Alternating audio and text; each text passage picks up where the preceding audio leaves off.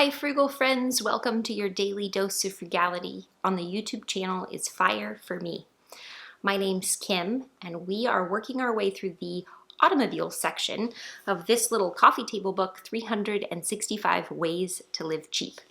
So far we've covered focus on reliability and fuel efficiency, read the manual, don't buy a service contract or an extended warranty, air up all of your tires, buy the cheap gas, don't get an oil change every 3,000 miles, use the manufacturer's maintenance schedule, minimize your load, practice good gas conservation habits, use public transportation, and carpool.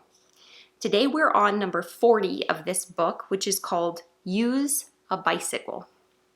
Most nearby trips, such as a trip to the post office or a trip to the local grocery store, are very short, just a mile or two each way.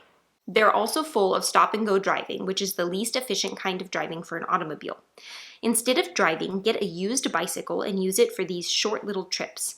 Install a small basket on the front so you can easily carry a couple bags of groceries or a package to be mailed. It's a free mode of transportation, doesn't take much longer than a car over a short trip, and is a good way to get a bit of exercise too. We live in an area that has a ton of hills. And so I have never fully embraced bicycle life simply because I find it so challenging to ride a bicycle up a hill. And you can't go anywhere here without encountering some really pretty steep hills. But I did at the start of my sabbatical that I began taking last fall, I did make a promise to myself that if there was a trip that I needed to make that was 2 miles or less, I would try and make it on foot whenever possible.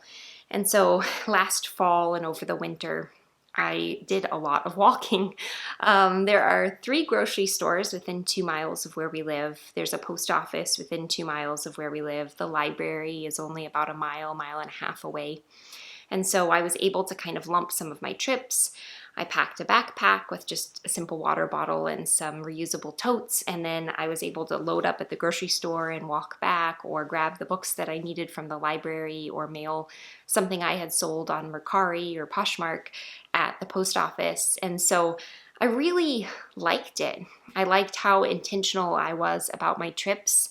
I liked planning for the trip. I liked picking out what I was going to listen to when I took the trip. I would often save some of my favorite podcasts or audiobooks for while I was walking to and from my errands.